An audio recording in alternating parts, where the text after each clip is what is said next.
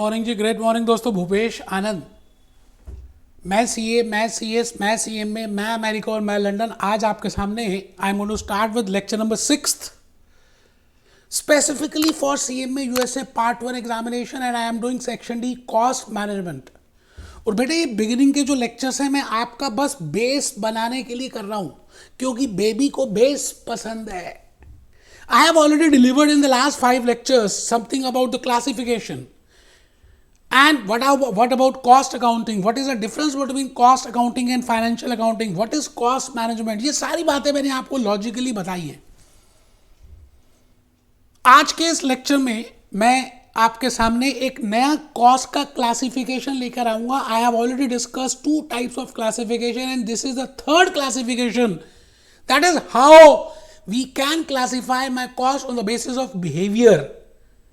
But behavior is the most important classification of cost.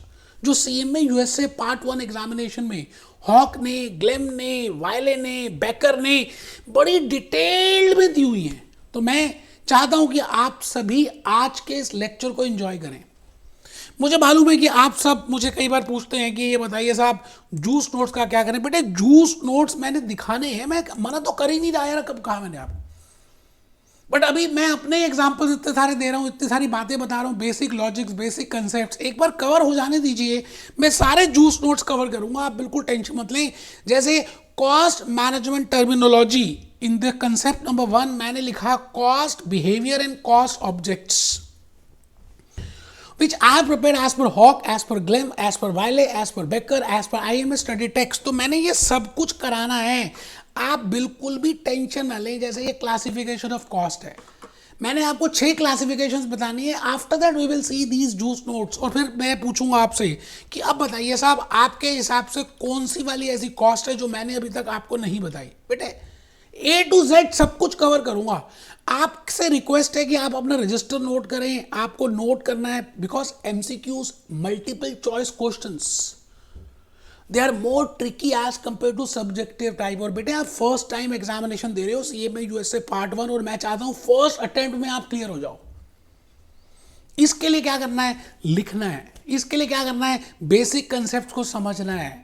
इसके लिए क्या करना है, जूस नोट्स की हार्ड कॉपी आपको बनाकर रखनी है। बेटे जूस नोट्स का आप हार्ड कॉपी जितना रखेंगे आपको लॉजिकली बातें ज़्यादा समझ आएंगी। तो मैं चाहता हूं कि आप सभी मेरे साथ, आप सभी के सभी मेरे साथ चलें। और कहाँ चलें बेटे, कहाँ चलना है? मैं भूपेश आनंद आज आपके सामने ये बात कहना चाहता हूं आपको कि आप सभी लॉजिकली अगर देखें तो एक बात आपको सबको समझ आएगी। क्या समझ आएगी बेटे, क्या समझ आएगी, क्या समझ आएगी? मैं एक सेकंड बेटे, मैं एक सेकंड, थोड़ा सा मुझे लग रहा है कि शायद मैंने कुछ थोड़ा सा पेज आगे पीछे कर दिया है तो आपको दिखाई शायद नहीं दे रहा। तो कोई बात नहीं बेटे, कोई बात ही नहीं है। मैं भूपेश आनंद फिर दोबारा से उस चीज़ को कर दूंगा सो दैट ये आपको क्लैरिटी में दिखे सब कुछ। ये आ गया जी, बिल्कुल ठीक है, बिल्कुल ठीक है बेटे। लेक्चर 6, लेक्चर 6, लेक्चर 6, लेक्चर 6 आइए। Bhupesh Anand, great morning. Lecture 6 quote of the day अभी हम देख लेंगे। Practice makes the man perfect. आप सब ने मेरे से बहुत सुना हुआ है और मैं चाहता हूं कि आप सभी अपना स्टडी पोस्चर कुछ इस तरह से रखें तो ज़्यादा बेटा अच्छा रहता है। थोड़ा सा कमर सीधी रहती है, ईमानदारी से आप नोट्स को अटेंड करते हैं तो ज़्यादा अच्छा लगता है। B happy, be jolly, be cheerful. मैं आपके सामने एक बड़ी प्यारी सी कोटेशन लेकर आ गया और मैंने उस कोटेशन में आज आपको बेटा इकबाल की मूवी का एक गाना भी दिखाना है।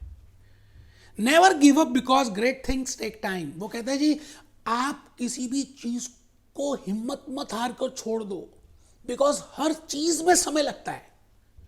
ठीक है, आइए इस बढ़िया सी बात के साथ मैं अपनी कहानी को शुरू करूंगा। मैं भूपेश आनंद आज अपनी कहानी स्टार्ट करूंगा और मैं I have already told you that we are doing classification of cost and classification of cost is on the basis of 6 बेटे 6 I have discussed that how we can classify on the basis of traceability. What is a direct cost? What is direct material? What is indirect cost? What is indirect material? What is indirect labor? Traceability के हिसाब से मैंने आपको सबको बताया है. And then I have discuss about how we can verify, how you can define the cost, classify the cost on the basis of time. We have seen that predetermined cost, standard cost, estimated cost, historical cost. आज का ये जो lecture है, lecture 6th, मैं इसमें behaviour type of cost की बातें करूंगा. दैट बिहेवियर क्या होता है. जैसे आप जू में जाते हैं, है ना, वहाँ अलग अलग तरह के जानवर हैं. किसी का बिहेवियर कुछ है, लाइन का बिहेवियर कुछ है, मंकी का बिहेवियर कुछ है, स्नेक का बिहेवियर कुछ है, जेब्रा का बिहेवियर कुछ. It means all have different behaviour. Similarly in our family, in a joint family, we all family members have a different behaviour. तो सिमिलरली आज as a accountant I should be aware of that cost के क्या क्या behaviours होते हैं. Cost को हम classify behaviour wise कैसे करते हैं. तो आप रजिस्टर ओपन करें प्लीज. सभी को रिक्वेस्ट है, आप हेडिंग लिखें, ऊपर लिखें मेरी कहानी मुंह जबानी, my story, classification of cost on the basis of traceability, on the basis of time, on the basis of behaviour, on the basis of functions, on the basis of management decision making and association with the product. देखेंगे.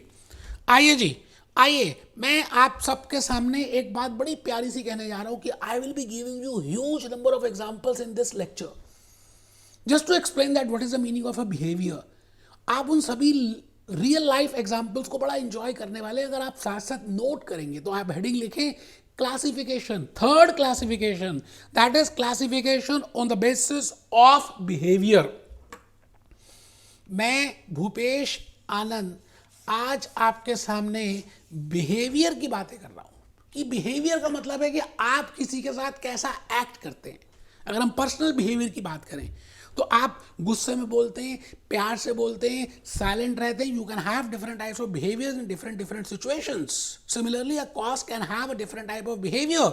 सो I have written there are 4 types of behaviours. आपको generally पहले 3 behaviours मिलेंगे, 4th behaviour नहीं मिलेगा. But Bhupesh आनंद आपको चारों behaviours कराएगा बेटे, A to Z कवर करेगा. तो आप बस लिखें कॉस्ट के 4 तरह के रंग हो सकते हैं. कॉस्ट के 4 तरह के मैं ये कहता हूं कि बिहेव कर सकती है. The first is the cost can behave like a fix cost. We should be aware of what is the meaning of fix cost. Cost का बिहेवियर वेरिएबल भी होता है. As the output changes, as the level of output changes, the cost changes. We will see to that. Third is semi-variable cost. एक बच्चा कह रहा है third और फोर्थ में कोई डिफरेंस नहीं है बेटे. है. Third means semi variable cost and fourth behaviour is semi fix cost. आप चारों बिहेवियर्स लिख रहे हैं. आप बेटे all 4 behaviours you are writing down. First is fix cost, second is variable cost, third is semi variable cost and the fourth is semi fix cost. Semi का मतलब बीच का, कुछ 50-50. आप समझ रहे हैं, बीच का. आप समझ रहे हैं, बीच का. Fix cost, variable cost, semi variable cost and semi fix cost. आइए जी, मैं भूपेश आनंद चाहता हूं कि आप सभी जो मैं एग्जांपल्स दूंगा उसको अगर आप नोट करेंगे ना तो यू विल बी, पूरी लाइफ आपको एक बिहेवियर समझ आ जाएगा. बेटे पहली जो बिहेवियर है इतना इजी है कि मैं क्या बताऊं. इसका नाम है fix cost. Fixed as the name indicates, fixed. जैसे rock is fixed. Fix means standing, fix means खड़ा रहेगा, फिक्स मीन्स जो बदलेगा ही नहीं. That is named as fix cost. Getting my point. तो मैं चाहता हूं कि आप पहले फिक्स कॉस्ट को लिखें. बेटे बड़े सारे ऐसी कॉस्ट होती है जो कभी बदलती नहीं. Which never changes with the level of production. आप प्रोडक्शन करें या नहीं करें, आपकी कॉस्ट सेम रहेगी, उसमें कोई चेंज नहीं आएगा, उसमें कोई बदलाव नहीं आएगा. That type of cost is named as fix cost. You getting my point. तो फिक्स कॉस्ट को आप लिख रहे हैं. पहले तो मैंने कहा जी fix cost is a cost which does not. एक बच्चा लिख नहीं रहा, उसको लगता आता है बेटे मुझे मालूम, I know that you know, but मेरे कहने पे आप लिखेंगे तो ज्यादा अंडरस्टैंडिंग होगी. लिखो यार, लिखो ना please. Fixed cost is the cost which does not vary with the change in the volume of activity or which with the change in the level of output. आप बनाएं या ना बनाएं. जैसे रेंट की बात करें, फैक्ट्री रेंट आपने सुना होगा. मैंने लास्ट क्लास में मैकडॉनल्ड्स के लेक्चर में आई have told you about something about rent. बेटे आपको रेंट पे करना ही करना है. आप प्रोड्यूस करें कुछ या ना करें? आप 0 यूनिट्स बनाएं, 1 यूनिट बनाएं, मैक्सिमम कैपेसिटी 10,000 यूनिट्स बनाएं, your cost will remain same. It is named as fix cost. Factory rent is a fix cost. कई बार आप सैलरीज पे करते हैं to the accountants. Now, it hardly matters whether you produce it or not, whether you are loss making company or a profit making company, you have to pay the salaries. आपको salary देनी पड़ेगी. अब तो jail में जाना पड़ेगा, jail की रोटी खानी पड़ेगी. You have to do this. It is not related with production. You know, it means whether you produce up to the maximum capacity or whether you produce up to the zero capacity, I am not concerned with that. Please pay me that. This cost you have to incur. लिखेंगे. These are also named as period cost. मतलब एक समय बीत जाएगा तो आपको इनकर करनी पड़ेगी. जैसे रेंट आप एक महीने का देते हैं, है ना, तो समय बीत गया, जनवरी का महीना बीत गया, फरवरी आ गया, तो you have to pay again rent. फरवरी बीत गया, मार्च आ गया, again you have to pay the rent. It means they are related with the period. And that cost which is related with the period, you know, and which is not related with the production, that is named as fixed cost. Total fixed cost हमेशा same रहती है. मैं फिर repeat करता हूँ अपने golden words. Total fix cost for a particular level of production, it means maximum capacity जो आप उस फिक्स कॉस्ट में कर सकते हैं, उस लेवल ऑफ प्रोडक्शन के लिए, उस लेवल ऑफ कैपेसिटी के लिए वो फिक्स कॉस्ट सेम रहेगी. I will say that is named as total fixed cost will remain same. तो आप लिखें these are also named as period cost. Examples लिखें बेटे, सब लिखेंगे बेटे, लिखेंगे. मुझे पता है आपको पता है, आप फिर भी लिख रहे हैं. सैलरीज लिख रहे हैं, रेंट लिख रहे हैं, ऑडिट फीस लिख रहे हैं. मैंने वहां लिखा supposingly you are paying a rent of $50,000 और $50,000 और 50,000 pounds, but still you have to and you are not producing anything. अगर आप कुछ भी नहीं भी बना रहे तब भी ये करना पड़ेगा.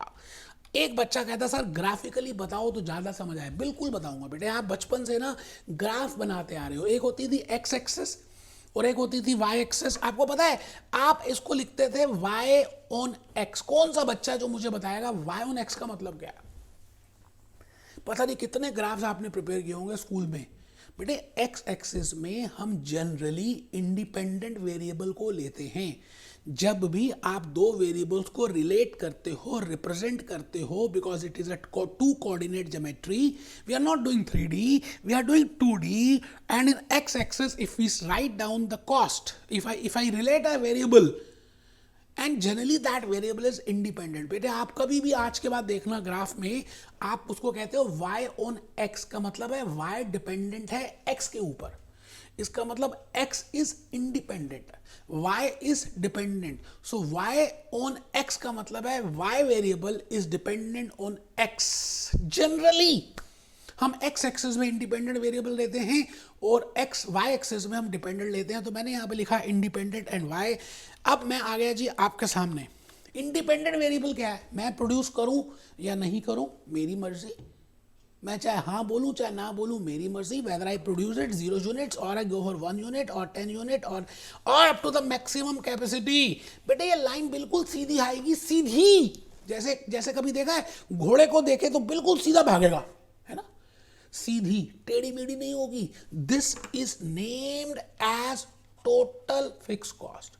The cost which remains same in totality, the cost which does not changes in totality, that is named as fixed cost.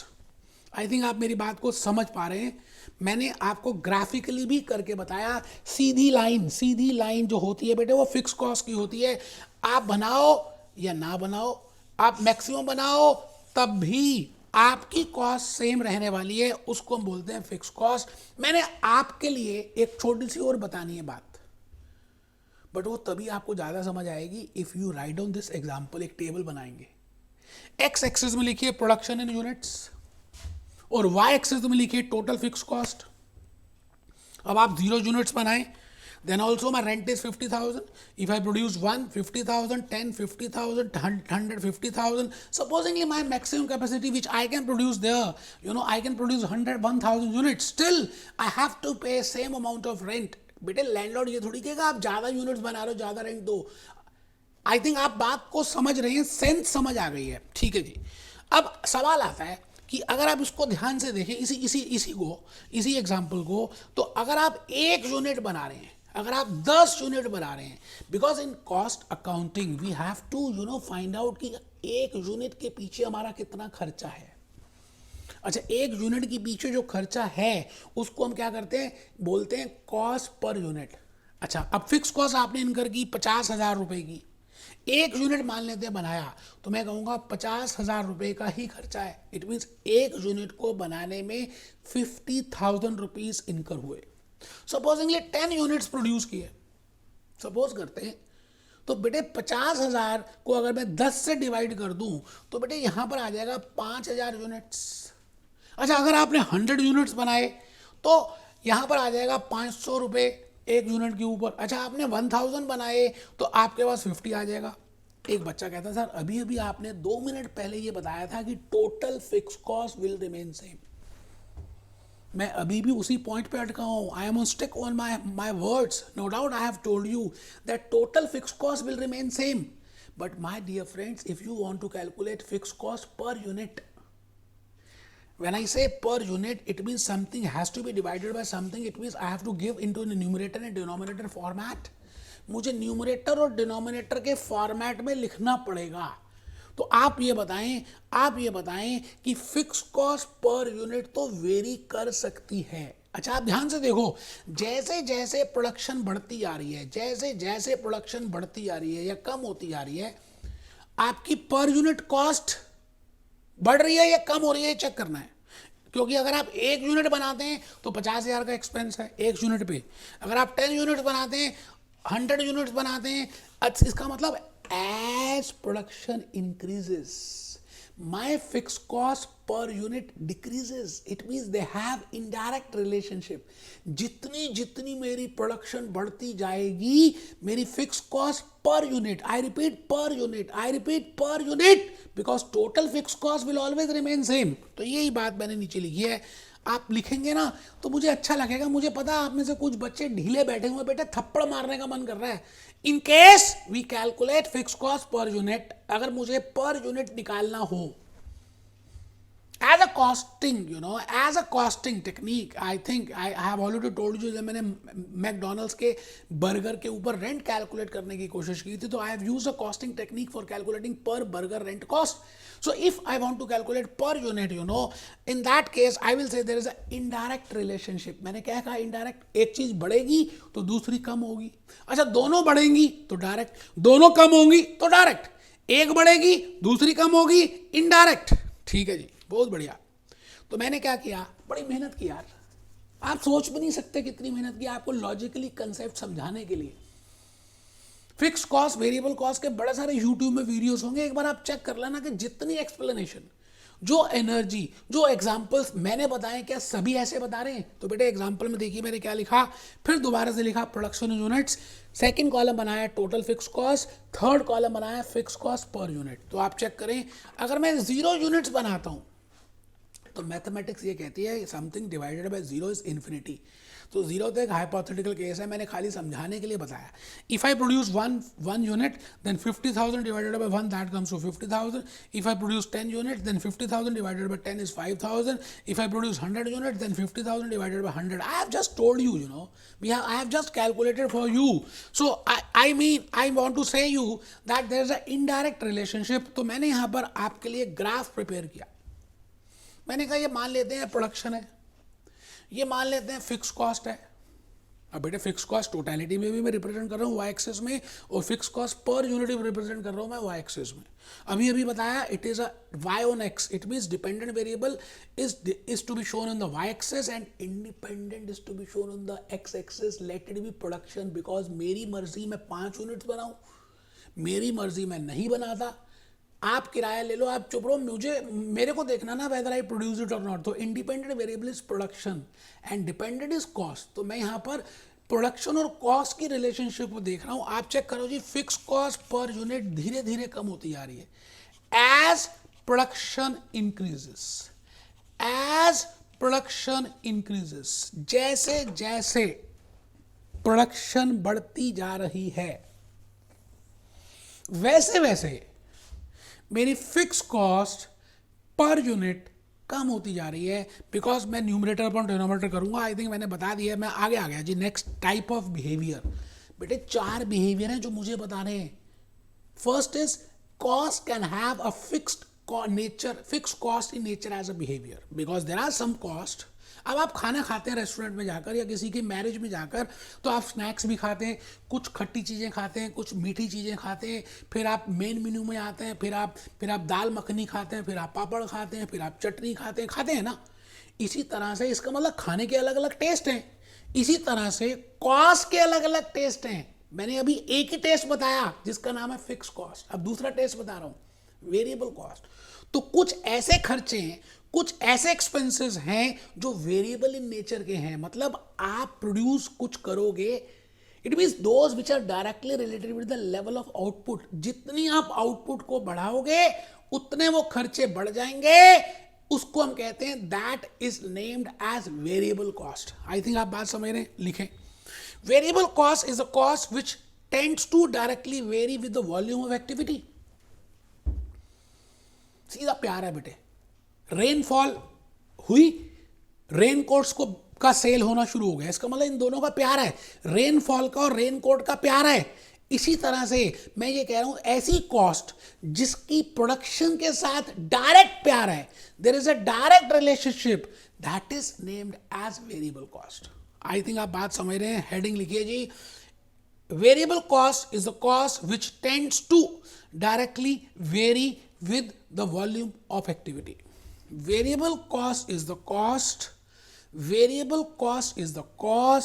which tends to directly vary with the level of output. Examples लिख लें, material consumed, भाई मैंने आपको example दिया था Levi's की jeans का, कि अगर एक जीन्स में 2 मीटर का कपड़ा लगता है और मैं 4 मीटर दूं तो 2 जीन्स बनेगी, 6 मीटर दूं तो 3 जीन्स बनेगी, 8 मीटर दूं तो 4 जीन्स बनेगी। आप जितनी ज्यादा जीन्स बनाओगे उतना ज्यादा मटेरियल का कपड़ा लगेगा, direct labour, sales commission, packing, उतनी आपको पैकिंग करनी पड़ेगी, उतनी पन्नी चाहिए, उतने प्लास्टिक चाहिए, उतने बॉक्स चाहिए लीवाइस की जीन को पैक करने के लिए। एक बच्चा कह रहा सर ये बताओ कि एक इसका ग्राफ कैसा आएगा। भूपेश आनंद बताएगा बेटे, और कौन बताएगा। मैंने अभी आपको टोटल फिक्स कॉस्ट का ग्राफ बताया, अभी आपको variable cost fix cost per unit का ग्राफ बताया, अभी मैं आपको वेरिएबल कॉस्ट पर यूनिट का भी ग्राफ बताऊंगा और टोटल वेरिएबल कॉस्ट का भी ग्राफ बताऊंगा। बेटे आप टेंशन क्यों लेते हो, भूपेश आनंद से प्यार किया आपने, आप बस लिखते तो जाओ, कमर सीधी। Suppose variable cost per unit is 10 rupees, मान लेते हैं, मान रहे हैं, यू नो बड़ी सारी बातें माननी पड़ती हैं। जैसे मैं मान रहा हूं कि आप इस समय बैठ के पढ़ रहे हैं, मैं मान रहा हूं कि आप बार बार नहीं उठ रहे, मैं मान रहा हूं कि आप लेट के नहीं पढ़ रहे, तो बेटे these are the assumptions. Similarly in a cricket game I am assuming something, मैं मानता हूं कि 10 रुपए का खर्चा है 1 यूनिट के ऊपर मटेरियल कॉस्ट का, तो अगर आप 0 यूनिट्स बनाएंगे तो बेटे कोई भी कॉस्ट नहीं लगेगी। अच्छा 1 यूनिट का 10 रुपए, 1 यूनिट बनाएंगे तो 10 रुपए, 10 बनाएंगे तो 100 रुपए, 100 बनाएंगे तो 1000 रुपए, 1000 बनाएंगे तो 10,000 रुपए। एक बच्चा कहता था, बड़ा प्यारा सा एग्जांपल लिया आपने, 10-10 का समझ आ रहा है क्या लॉजिकली आप बताना चाह रहे हो।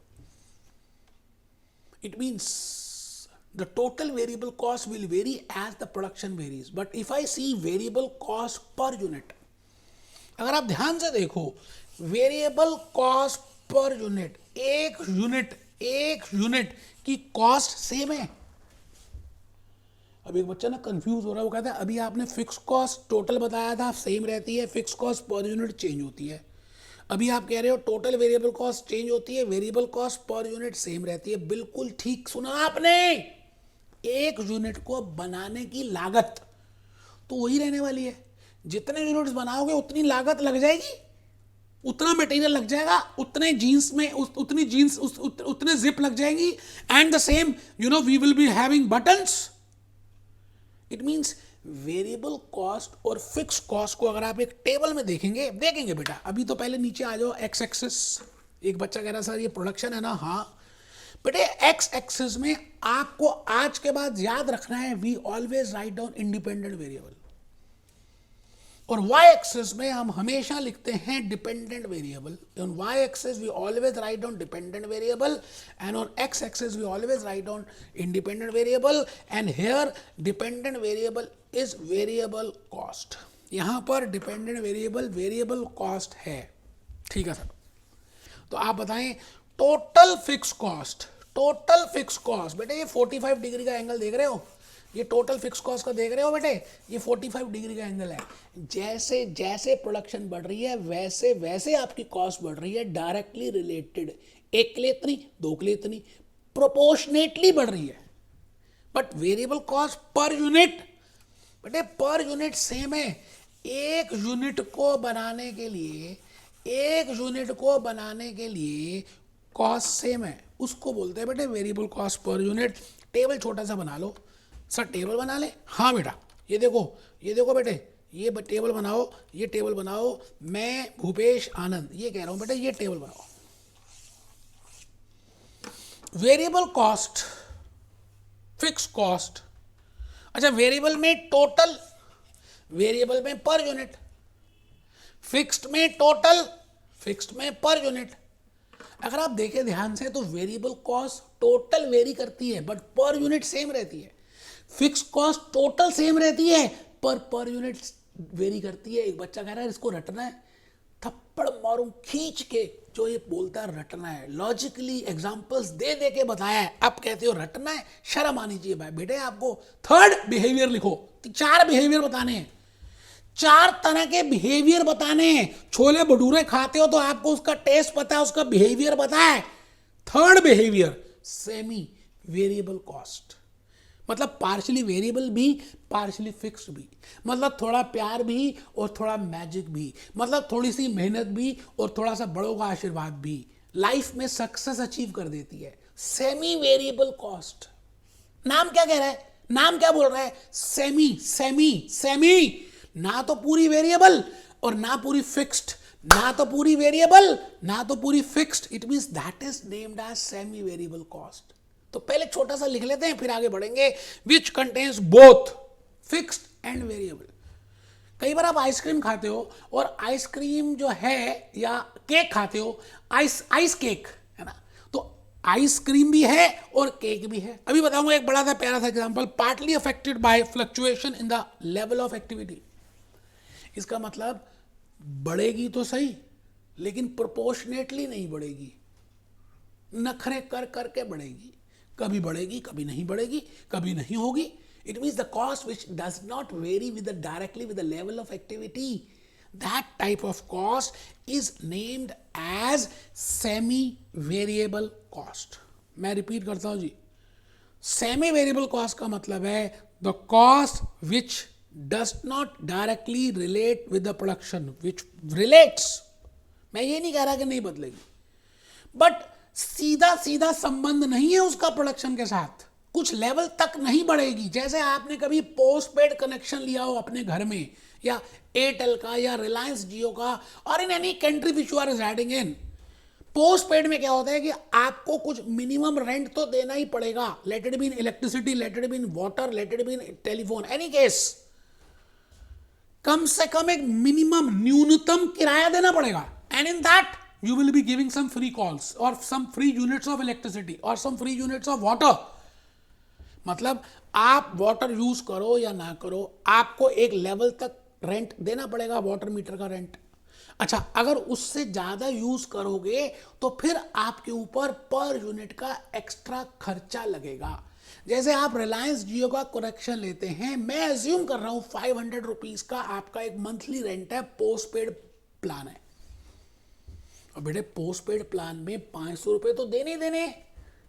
हाँ अगर आप इससे ज्यादा एक्सपेंस करते हो, मतलब उसमें 100 कॉल्स फ्री है ऐसा मान लेते हैं, तो अगर आप 101 कॉल करोगे तो यू हैव टू पे a separate charge for 101 call. अगर आप 2 कॉल करोगे तो 102 सेकंड, 100 सेकंड कॉल पे आपको दोबारा से खर्चा करना पड़ेगा. आई थिंक आप बात समझ रहे हैं. It means which is a mixture of fixed and variable both, partly affected by fluctuation in the level of activity, partly affected by fluctuation in the level of activity. पहले एग्जाम्पल लिख लो यार, घबराना नहीं है. मैं इतने सारे एग्जाम्पल्स दूंगा सेमी वेरिएबल कॉस्ट को एक्सप्लेन करने के लिए, बिकॉज जनरली ये 90% बच्चों को पता नहीं होता. वो खाली सोचते हैं fix variable fix variable fix variable, but there are 4 types of behaviours. The third behaviour is semi variable cost. अभी विकिपीडिया और अभी गाना दिखाने वाला हूं इकबाल का. आप पहले लिखो जी एग्जाम्पल्स. Factory supervision. आपको पता है एक डॉक्टर, एक पेशेंट, एक हॉस्पिटल होता है, और आपको मालूम है कि जैसे मान लेते हैं ये पेशेंट्स लेटे हुए हैं, मरी हालत में हैं, लेटे हुए हैं, जैसे कोविड सिनेरियो की बात नहीं कर रहे, नॉर्मल सिनेरियो की बात कर रहे हैं. तो 5 पेशेंट्स को देखने के लिए एक नर्स है, ऐसा मान लेते हैं. मतलब चाहे एक पेशेंट हो तो एक नर्स चाहिए, 2 हो तो एक नर्स चाहिए, 3 हो तो एक नर्स चाहिए, 4 हो तो एक नर्स चाहिए, 5 हो तो एक नर्स चाहिए. लेकिन 6 पेशेंट आ गया तो बेटे आपको 2 नर्स चाहिए, क्योंकि एक नर्स 5 पेशेंट से ज्यादा नहीं देख सकती. It means the cost of nurse for that hospital will be fixed up to 5 patients. But as it moves from 6th to 10th, the cost will remain same, but it will increase. It means it is a mixture of both, fixed as well as variable. That is named as semi-variable cost. जैसे मैंने example लिखा factory supervision, है ना. Factory में workers काम कर रहे हैं, क्या पता बीड़ी ना पी रहे हो, क्या पता मजाक ना कर रहे हो, क्या पता खाली ना बैठे हो, गपशप ना मार रहे हो, तो उसके लिए हमने सुपरवाइजर रख दिया. बट बेटे सुपरवाइजर 100 वर्कर्स को तो देख सकता है, ऐसा हम अज्यूम कर रहे हैं पास्ट एक्सपीरियंस से. तो 100 वर्कर के ऊपर सुपरवाइजर की कॉस्ट है. बट 101 वर्कर हो गया तो हमें दूसरा सुपरवाइजर अपॉइंट करना पड़ेगा. It means supervisor cost is fix for 100 workers and then it will vary. It means 2 elements हैं जी. मोटी सी बात है, आप लिख रहे हो ना, आप सोए तो नहीं यार यहां पर टाई पहनकर आपके सामने मैं इतनी ईमानदारी से बताना की कोशिश कर रहा हूं, और आप अगर ऐसे करेंगे ना, ढीले मत बनना यार. आप लिखो बेटे, थोड़े 10 मिनट की बात हो रहेगी मैक्सिमम. सेमी वेरिएबल कॉस्ट को मैंने थर्ड बिहेवियर की बात कर रहा हूं. I have prepared 2 branches for that. बेटे दिल से आपको एक्सप्लेन करने की कोशिश कर रहा हूं और पूरी डिटेल में बता रहा हूं. I repeat, I have already discussed fixed cost. I have already discussed variable cost as a behavior. I am discussing semi-variable cost. Within semi-variable cost, I have prepared 2 branches. The first is fixed and then variable, जिसमें पहले fixed होगी, जैसे मैंने post paid plan का example दिया, पहले fixed फिर variable. अच्छा, दूसरा step wise, very important, step cost, batch wise cost, lot size cost. It means semi-variable cost के 2 branches आप prepare करो. उसमें पहली ब्रांच में आपने लिखना है फिक्स्ड एंड देन वेरिएबल, और दूसरी ब्रांच में लिखना है step cost, batch wise cost और लॉट साइज कॉस्ट. अब आप यहां पर आ रहे हो फिक्स्ड एंड देन वेरिएबल में लिख रहे हो cost remain fixed up to a particular level. जैसे इलेक्ट्रिसिटी बिल, जैसे वाटर बिल, जैसे पोस्टपेड प्लान, जैसे supervisor. It means it will be a fixed and then it will vary. और batch wise में मैंने अभी स्टार लगा दिया, अभी एक्सप्लेन करूंगा. पहले एक कंसेप्ट समझ लेते हैं, फिर हम धीरे धीरे उसमें आएंगे. आप में से कितने बच्चों ने ये नहीं लिखा? वो बेवकूफ बच्चे हैं बेटे, सच में कह रहा हूं आपको. सेकंड टाइम क्या बोलूं मैं यार. सेमी वेरिएबल कॉस्ट में 2 ब्रांचेस बनाइए, fix and then variable. Step wise batch will be this cost which remain fix up to a particular level and after that it becomes variable. आइए मैं आपके सामने बड़ा प्यारा सा, मैंने एक दोस्त का एग्जाम्पल लिया है कि भाई मैं हूं ये बंटी, ठीक है जी. अगर मैं एक स्टेप आगे चलूंगा तो मान लेते हैं मैं 1 यूनिट प्रोड्यूस कर रहा हूं, और 1 यूनिट को प्रोड्यूस करने में मेरे 100 रुपए लगते हैं. अच्छा, मैं 2 स्टेप्स आगे चलूंगा तो इसका मतलब मैं 2 यूनिट्स बना रहा हूं, but still my cost remain same 100 rupees. अच्छा, मैं 3 स्टेप्स आगे चलूंगा तो इसका मतलब आई am going for 3 units, but my cost again remain same 100 rupees. अगर मैं 4 स्टेप्स आगे जा रहा हूं, इसका मतलब I am producing 4 units but still my cost remains 100 rupees. इसका मतलब अगर मैं 4 यूनिट तक बनाता हूं तो मुझे 100 रुपये खर्च करने पड़ेंगे. बट जैसे ही मैं 5th स्टेप ले रहा हूं, अज्यूम कर रहा हूं, माई कॉस्ट विल इंक्रीज. मुझे 120 रुपये खर्च करने पड़ेंगे. इसका मतलब 6th यूनिट के लिए आई हैव टू पे एडिशनल 20 रुपीज. मैंने 7 स्टेप एंटर किया तो मुझे 140 रुपए देने पड़े. It means I have to incur 140 rupees for 7 units. It means up to 4 units my cost is 100 rupees.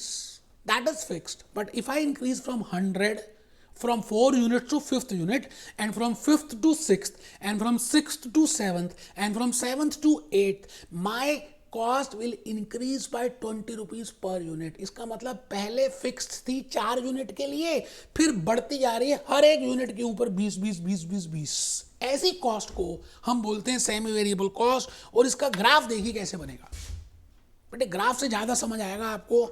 मैंने अपने एग्जाम्पल में 100 रुपीज़ यहाँ रखा बेटे, ये कॉस्ट है जिसमें फिक्स्ड एलिमेंट भी है, ये फिक्स्ड है, और ये वाला एलिमेंट कौन सा है, वेरिएबल है। इसका मतलब एक ऐसी कॉस्ट जो एक लेवल तक पहले फिक्स्ड रहती है, क्योंकि मैंने कहा ना there are two variables, there are two parts in semi variable cost. First is जो एक पर्टिकुलर लेवल तक फिक्स्ड रहती है, फिर वेरी हो जाती है। जैसे आपने गार्डन लिजर्ड देखी है जो रंग बदलती रहती है, एक लेवल तक अपना रंग नहीं बदलेगी, फिर बार बार बदलती जा रही है। मैंने कहा that cost which remain firstly fixed up to a particular level, as in my example I have taken 4 units, up to 4 units the cost will remain same, and then it will vary from 5th unit, 6th unit, 7th unit, 8th unit. It is named as पहले fixed थी और फिर very हो गई। ठीक है जी, एक example और दूंगा बेटे, मैं कह रहा हूँ ना आपको 4 5 6 एग्जांपल्स दूंगा कि आपको ये कंसेप्ट समझ आ जाए। जैसे पोस्ट पेड करेक्शन का तो एग्जांपल मैं बता ही चुका हूँ। ठीक है जी, मैं एग्ज्यूम करता हूँ एक लेबर है मेरे यहाँ पर, मैंने एक लेबरर को बुलाया और उससे कहा तुम कितने पैसे लोगे। वो कहता है कि साहब मैं 10 रुपये 1 यूनिट के लूँगा, और कम से कम एक दिन की दिहाड़ी, it means daily waste for 1 day minimum, I will take 200 rupees from you. It means whether you produce it or not, whether you will give me some units for production or not, it hardly matters. I will take at least 200 rupees and my rate is 100 per unit. It means, the point is, अगर आप देखें तो मैं अगर 1 unit बनाता हूं तो मुझे तब भी 200 रुपये देने पड़ेंगे, 2 यूनिट बनाता हूं तब भी 200, 3 बनाता हूं तब भी 200, 20 यूनिट तक भी बनाता हूं तब भी then also I have to pay 200 rupees. एक बच्चा कहता है सर 20 में कैसे आ गए। बेटे 1 यूनिट में 10 रुपए लग रहे हैं ना, तो 20 यूनिट में 200 और 200 उसने बोले थे। बट हाँ, जैसे ही वो 21st यूनिट आप प्रोड्यूस करने को बोलोगे तो बेटे वो आपसे 220 रुपये लेगा, 22nd यूनिट के लिए 240 लेगा, 23rd के लिए 260 लेगा। इट मीन्स एक लेवल तक फिक्स, फिर बदलना शुरू कर देगी, उसको बोलते हैं बेटे सेमी वेरिएबल कॉस्ट। बड़ी मेहनत की यार आपको समझाने के लिए, एग्जाम्पल्स लिए, बातें बताई हैं, सो दैट आपको लॉजिकली हर चीज समझ आए। यूनिट्स प्रोड्यूस 1, लेबर कॉस्ट 200 रुपये लगेंगे बेटे, 200 200 200 200, बट यहां पर बेटे 250 लग जाएंगे। इसका मतलब एक बार बढ़ना स्टार्ट हो गई तो फिर बढ़ती ही जाएगी। मैंने अभी अभी आपको एक बात बताई है कि सेमी वेरिएबल कॉस्ट की 2 ब्रांचेस हैं। एक ब्रांच है that if the cost is fixed up to a certain level and then it varies. दूसरी ब्रांच थी batch wise cost, lot wise cost और स्टेप कॉस्ट। जो मैंने यहाँ पे स्टार बनाया था ना बेटे, आपने देखा होगा ये स्टार बनाया था, ये स्टार बनाया था बेटे, ये स्टार अब मैं एक्सप्लेन करने जा रहा हूँ। एक बच्चे को नींद आ रही है, मैंने उसे कहा पानी पी ले बेटे, बड़ी प्यारी सी बात है, अभी बता रहा हूँ, इकबाल की मूवी दिखाऊंगा बेटे। मैंने कहा बैच वाइज का मतलब है, लॉट वाइज का मतलब है, स्टेप वाइज का मतलब है, very important for the examination. इसका मतलब ऐसी कॉस्ट जो एक बैच के लिए सेम रहेगी, एक लॉट के लिए सेम रहेगी, उसके बाद बदल जाएगी। जैसे मैंने अभी नर्स का एग्जांपल दिया था, गलती से ना मैंने एग्जांपल नर्स का उस समय बता दिया, जबकि मुझे वहां नहीं बताना चाहिए था, क्योंकि वो फिक्स थी, उसके बाद वेरिएबल थी। एक्चुअली में नर्स का एग्जांपल बैच वाइज में फिट होता है कि अगर 5 पेशेंट्स हैं और 5 पेशेंट्स के लिए एक नर्स की कॉस्ट है, इसका मतलब for the batch of 5 patient the nurse cost will remain same, but for the batch of 6 to 10 the cost will remain same. I think आप बात समझ रहे हैं कि अगर हम बैच की बात करें, जैसे आप स्कूल में ना पिकनिक में जाते थे, मान लेते हैं आपके स्कूल की अथॉरिटीज ने 25 सीटर बसेस को लिया, हायर किया, और 25 सीटर बसेस में 1000 रुपये की कॉस्ट आती है, अज्यूम कर रहा हूँ, और उस 25 सीटर्स में 25 बच्चे आराम से बैठ सकते हैं। इसका मतलब स्टूडेंट्स 1 से हो, 5 हो, 10 हो, 20 हो, 25 तक स्कूल अथॉरिटीज की कॉस्ट 1000 रुपीज आएगी। बट जैसे ही 26th स्टूडेंट आ जाएगा, हम उस बस में अकोमोडेट नहीं कर सकते, उसके लिए हमें दूसरी बस लेनी पड़ेगी और फिर अगर हमें 1000 रुपये और खर्च करने पड़ेंगे। इसका मतलब वो 2,000 रुपये खर्च होंगे, 1,000 रुपये पहली बस के और 2,000 दूसरी बस के। मान लेते हैं दूसरी बस में 10 बच्चे ही हैं, तब भी 2,000, मतलब 26 से 30 बस स्टूडेंट्स ही हुए, 5 बच्चे बैठे, जबकि 25 तो यहाँ बैठ गए पहली बस में, दूसरी बस में 25 पूरी कैपेसिटी नहीं भरी। मान लेते हैं 10 बच्चे ही थे, उसके लिए हमें बस लेनी पड़ी, 1,000 रुपये खर्च करने पड़े। इट मीन्स कि वो उस बैच के लिए, उस लॉट के लिए सेम रहेगी। तो पहले आप लिख लो बेटे, लिख लो, लिखो ना बेटे, लिखो, बड़ी मेहनत की है यार, लिखो ना। Batch wise cost, step wise cost, lot wise cost. मैंने पिकनिक का एग्जांपल लिया, अभी अभी आपको हॉस्पिटल का एग्जांपल भी बताया, बड़े सारे एग्जांपल्स दूंगा बेटे, आपको लॉजिकली कंसेप्ट क्लियर कर दूंगा। मैं कहता हूं जी 1,000 रुपये एक 25 सीटर बस की कॉस्ट है, ठीक है सर, 1,000 रुपये 25 सीटर बस की कॉस्ट है। 5 बच्चे हो तब भी 1,000, अच्छा 25 बच्चे हो तब भी 1,000, अच्छा 1 से 25 तक हो तो 1,000 रुपये की कॉस्ट लगेगी। बट जैसे 26 से 25 हो जाए, इसका मतलब 26 से 25 के लॉट की कॉस्ट 2,000 होगी। Whether students are 27, 28, 29, 30, hardly matters, cost will be 2,000। अच्छा ऐसे ही अगर 51 से लेकर हम 75 तक ले तो कॉस्ट 3,000 होगी। मैं आपके लिए बड़ा प्यारा सा एक ग्राफ लेकर आया हूँ जिससे कि आपको लॉजिकली बात समझ आए कि मैं कहना क्या चाह रहा हूँ। एक बच्चा सिर्फ खुजला रहा था, कहता पता नहीं क्या सर बोलते जा रहे बेटे, बड़ी मेहनत करके मैंने आपको कंसेप्ट बताने की कोशिश कर रहा हूँ, that what is step wise cost. आप पहले नोट 1 लिखो ना। From the point of view of batches, lots, cost is variable. From the point of view of batches, batches के पॉइंट ऑफ व्यू से अगर आप देखें, जैसे यहां पर देखें, एक बैच 25 का है, एक बैच में 1,000, 2 बैच में 2,000, 3 बैच में 3,000, 4 बैच में 4,000। अगर आप बैचेस के पॉइंट से देखें, as a accountant, you know, as a cost accountant, you want to watch, as a accountant you are watching that कि अगर हम बैचेस के देखें, 5 बसेस ली तो इतने, 6 ली तो इतने, 7 ली तो इतने, इसका मतलब बैचेस के हिसाब से देखें तो क्या है, कॉस्ट वेरिएबल है।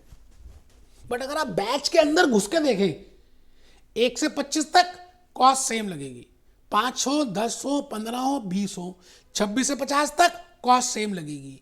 इसका मतलब विद इन बैच फिक्स्ड है। नंबर ऑफ बैचेस अगर आउटसाइड से देखें तो वेरिएबल है। आई थिंक आप बात समझ गए जो मैं कहना चाह रहा हूं। नोट नंबर 2 लिखें, from the point of view of students in a batch that cost is fixed. अगर आप ध्यान से देखें ना बेटा, तो मैंने एक्स एक्सिस में प्रोडक्शन ली और वाई एक्सिस में मैंने कॉस्ट ली। अब आप देखो, इस यूनिट के लिए, इस लेवल के लिए मान लेते हैं 25 बच्चे हैं तो यहाँ तक कॉस्ट सेम है 1,000। अच्छा ये मान लेते हैं 50 बच्चे हैं तो यहाँ तक कॉस्ट सेम है, मान लेते हैं 2,000 हो गए। अच्छा यहाँ तक कॉस्ट सेम है, ये 75 है तो यहाँ तक कॉस्ट सेम आएगी 3,000। अच्छा ये 100 है तो यहाँ तक कॉस्ट सेम है 4,000। आप बात समझ रहे हैं। फॉर अ पर्टिकुलर बैच और for a particular lot the cost will remain same, that is named as step wise cost और स्टेप कॉस्ट। मैं भूपेश आनंद 3rd बिहेवियर में हूँ, सेमी वेरिएबल कॉस्ट में हूँ, और सेमी वेरिएबल में मैंने 2 बातें आपको बताई हैं। एक बात मैंने आपको बताई that which remain fixed and then varies, दूसरी बात बताई batch size, lot size cost और स्टेप कॉस्ट। मैं एक एग्जांपल और दूंगा बेटे, आपको समझ आएगा। मान लेते हैं ऑटो रिक्शा, हमारी इंडिया में, दिल्ली में ऑटो रिक्शा चलते हैं और ऑटो रिक्शा में 3 से ज़्यादा बच्चे नहीं बैठ सकते, 3 ह्यूमन बींग्स बैठ सकते हैं। अच्छा हम जा रहे थे, 3 दोस्त थे, एक बार हम घूमने जा रहे थे, मतलब बुद्धा गार्डन, बड़ा अच्छा गार्डन है यहाँ पर। अच्छा 3 लोग बैठे हुए थे, जैसे ही हम बैठे सामने से हमने देखा एक रोड क्रॉस करते हुए हमारा एक और 4th फ्रेंड भी आ रहा है। उसने कहा चलो रुको मैं भी चलता हूँ। हमने कहा यार हम तो 3 हैं, चलो चलते हैं। बट जैसे ही 4th को बिठाने लगे, ऑटो रिक्शा वाले ने कहा चालान हो जाएगा साहब, 3 से ज़्यादा मैं नहीं बिठा सकता। मान लेते हैं उस ऑटो रिक्शा ने हमारे से 100 रुपीज़ लिए बुद्धा गार्डन जाने के लिए, बट 4th स्टूडेंट के लिए, 4th फ्रेंड के लिए हमें अलग से ऑटो रिक्शा करना पड़ा। जैसे ही हमने 2nd ऑटो रिक्शा किया तो बेटे 100 रुपीज़ और चार्ज हो गए। क्या लगता है कि वो जो 200 रुपये हमारे, अब now we have, there is a increment of cost by 100 rupees. And that has not been increase proportionately. Proportionately देखें तो बेटे 100 को डिवाइड करें 3 से तो 33 रुपये होना चाहिए। इसका मतलब वैसे तो अगर हम प्रोपोर्शनेटली देखें तो 133 रुपये आना चाहिए, बट फोर्थ फ्रेंड के लिए हमें 100 रुपीज और एडिशनल पे करने पड़े by a separate auto rickshaw. अच्छा, अब हमारा फिफ्थ फ्रेंड मिल जाए तब भी उस ऑटो रिक्शा में एडजस्ट हो जाएगा, 6 मिल जाए तब भी एडजस्ट हो जाएगा। इसका मतलब फोर्थ फिफ्थ सिक्स तक जो मेरे ऑटो रिक्शा में जो खर्चा है that is fixed. It means that is fixed for that particular class interval. It means that is fixed for that particular batch. It means that is fixed for that particular lot. It means that is fixed for that particular step. ठीक है जी, मैं आ गया last point में, fourth category. ये category 99.99 कोई बताता ही नहीं है बेटे। 4 कैटेगरीज हैं, 4 बिहेवियर्स हैं। मैंने अभी तक बताई फिक्स कॉस्ट, मैंने बताई वेरिएबल कॉस्ट, मैंने बताई सेमी वेरिएबल कॉस्ट, अब बताने जा रहा हूं semi fix cost. Semi fix cost का मतलब है कि if there is a batch, अगर बैच के हिसाब से हम बात कर रहे हैं, बैच में मान लेते हैं पहले हमने 25 स्टूडेंट्स थे और हमने एक बस को हायर किया और 1000 रुपये का एक्सपेंस आया। पर जैसे स्टूडेंट्स बढ़े तो स्कूल अथॉरिटीज़ ने उस बस ऑपरेटर से दोबारा बात की कि सर हमारे ना 10 स्टूडेंट और बढ़ गए या हमारे को 2 बसेस लेनी है, तो क्या कुछ कम करोगे? तो उस बस ऑपरेटर ने अब नेक्स्ट बस के लिए या टोटल दोनों बसों के लिए 900 मतलब 1900 अब आपको देने हैं। वैसे ऑफिशियली हम देखें तो 2000 थे, क्योंकि स्कूल अथॉरिटी से बात की तो 100 रुपये कम कर दिए उसने। It means for 2 buses, 2 25 seater buses you have to pay only 1900 rupees. Suppose करते हैं स्कूल अथॉरिटीज ने दोबारा से बस ऑपरेटर को अप्रोच किया, उन्होंने कहा हमारे ना नंबर ऑफ स्टूडेंट ज़्यादा हो गए पिकनिक के जाने के लिए, आप बताओ 3 बसेस के कितने पैसे लोगे? तो बस ऑपरेटर ने कहा चलो मैं डिस्काउंट दे देता हूँ, अगर आप 3 बसेस लोगे तो मैं 2700 रुपीज़ लूँगा आपसे। लॉजिकली देखें तो 1000 1000 1000 3000 लगते हैं, बट 3 बसेस के लिए उसने 300 रुपये का और डिस्काउंट दे दिया। बैच के लिए जो मैं बात कर रहा हूं ना semi fix cost, it is purely for the batch. मतलब बैच में 2 तरह की कॉस्ट हो सकती हैं, 2 तरह के बिहेवियर्स हो सकते हैं। एक तो सेमी वेरिएबल जो मैं डिस्कस कर चुका हूं। अच्छा, सेमी वेरिएबल जो डिस्कस कर चुका हूं, अगर आपने ध्यान से देखा हो तो बेटे मैंने हर बैच में सभी बैचेस में बैच का साइज कांस्टेंट रखा था। आप देखो बेटे, ये देखो 25 फिर 50 25 25 25, मतलब बैच का साइज कांस्टेंट है। अच्छा, बैच की कॉस्ट भी सेम है, but it is named as semi variable. But my point is, अगर मैं बैच का साइज चेंज कर दूं या मैं थोड़ी सी कॉस्ट चेंज कर दूं, प्रोपोर्शनेटली वो चेंज ना हो, जैसे मैंने अभी आपको बताया, एक के लिए 1000 रुपये कह रहा है, 2 के लिए वो कह रहा है चलो 1900 दे देना, 3 सीटर के लिए तो 2700 दे देना।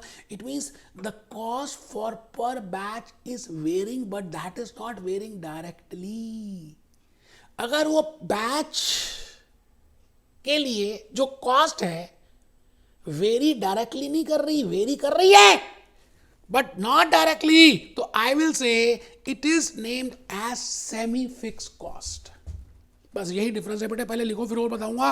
बैच साइज मे बी और मे नॉट बी यूनिफॉर्म, ऐसा भी हो सकता है। अभी मैं दूसरा एग्जांपल भी दूंगा जहां पर बैच साइज मे बी और मे नॉट बी यूनिफॉर्म, और cost increases but does not increases linearly with the number of batches. जैसे मैंने अभी बताया कि कॉस्ट बढ़ तो रही है बट वो लीनियरली इंक्रीज नहीं कर रही, डायरेक्टली रिलेट नहीं कर रही। या मैं ये कहता हूं कि 25 बच्चे थे, हमने एक 25 सीटर बस ले ली, अब 5 बच्चे ही बड़े हैं, तो हमने कहा यार 5 बच्चे और बड़े हैं, टोटल 30 स्टूडेंट्स हो गए, 25 स्टूडेंट्स तो एक बस में आ ही सकते हैं। 5 बच्चों के लिए हम नए बस नहीं कर रहे, हम क्या करते हैं, एक टैक्सी ले लेते हैं। तो हमने टैक्सी ऑपरेटर से पूछा भाई कितने पैसे, अब एक टैक्सी में 5 बच्चे बैठ सकते हैं, ऐसा मान के चलते हैं। तो नेक्स्ट 5 स्टूडेंट्स के लिए हमारे को टैक्सी की कॉस्ट पड़ेगी। जैसे मैंने आपके लिए यहां पर लिखा, एक समझदार बच्चा होगा ना वो तो लिख लेगा इस एग्जाम्पल को, और जो दूसरे ढीले होंगे ना वो कहेंगे लिख लेंगे कर लेंगे। बेटे कभी कल तो कभी आया ही नहीं यार। नंबर ऑफ स्टूडेंट्स मैंने कहा 1 से 25, 1000, 26 से 25। अब यहां पे मैंने बैचेस सेम रखे हैं बट कॉस्ट चेंज कर दी। इसका मतलब ये इस वाले में आ रहा है, ये इस वाले में आ रहा है। When batch size is uniform but the proportionate increase in the batch cost is not varying directly proportionately. अगर ये ऐसे होता 1000 यहां होता जैसे हमने अभी भी किया, 2000, 3000, 4000, तब तो ये सेमी वेरिएबल कॉस्ट ही होता. But if the batch size is uniform but the cost is not directly varying uniform, then I will say it is semi fixed cost. और दूसरे केस में मैं अभी आपको बताने जा रहा हूं कि मैंने बैचेस का साइज चेंज कर दिया. Cost note one, from the point of view of batches it is fix from inside. अगर आप ध्यान से देखें, बैचेस के पॉइंट से देखें तो it is fix from inside. मतलब 26 से 50 बच्चों के लिए फिक्स्ड है, 50 से 75 बच्चों के लिए फिक्स्ड है, 76 to 100 स्टूडेंट्स के लिए फिक्स्ड है. It means it is fixed from inside, but if you see from the outside number of batches के हिसाब से that is variable. तो आपने पहले नोट 1 लिखना है जी, बाकी की टेंशन छोड़ दो. नोट 1 और हमारे जी note number 2, from the point of view of outside batches it is variable. एक बच्चों को ये बात समझ नहीं आई, कोई बात नहीं बेटे, मैं अभी एक्सप्लेन करूंगा. मैं एक और एग्जांपल ले रहा हूं और आपको ये कहना चाहता हूं कि मैंने 1 से 50 बच्चों के लिए, 25 बच्चों के लिए, चलिए 50 बच्चे ले लेते हैं, 50 बच्चों के लिए 1000 की कॉस्ट है. मान लेते हैं 50 सीटर बस थी और 1000 रुपये लगे. अब हमारे पास 55 बच्चे आ गए, तो मैंने कहा अगले 5 बच्चों के लिए मैं टैक्सी ले रहा हूं और टैक्सी भी 200 रुपये पर टैक्सी है. अब यहां पर चेक करें, यहां पर नंबर ऑफ बैचेस मतलब बैच साइज यूनिफॉर्म नहीं है. आई थिंक आप बात समझ चुके हैं. मैं भूपेश आनंद एक लास्ट पॉइंट आपको कहना चाहता हूं कि बेटे कॉस्ट को अगर हम बिहेवियर के हिसाब से देखें तो 4 तरह की बेटे क्लासिफिकेशंस बन सकती हैं. पहली क्लासिफिकेशन फिक्स्ड, दूसरी वेरिएबल, तीसरी semi variable, fourth semi fixed.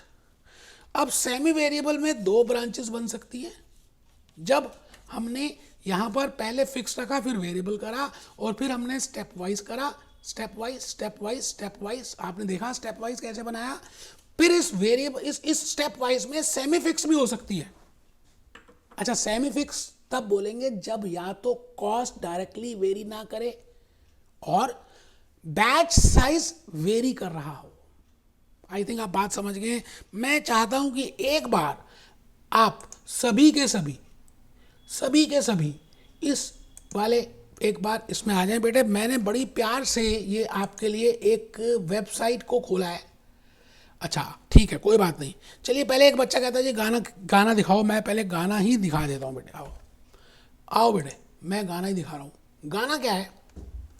एक लड़की गाना गा रही है और वो कह रही है कि तुम भी बन सकते हो सिकंदर, सिकंदर ओ सिकंदर, तुम भी बन सकते हो सिकंदर. आइए देखिए क्या कह रहा है गाना. मैडम क्या कहती है?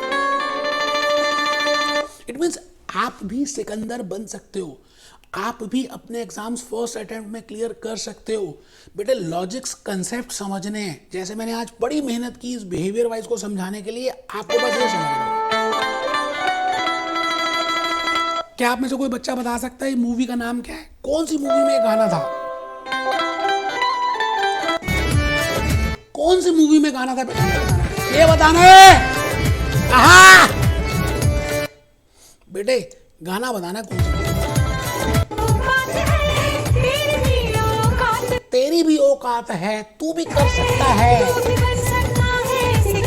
तू भी बन सकता है सिकंदर.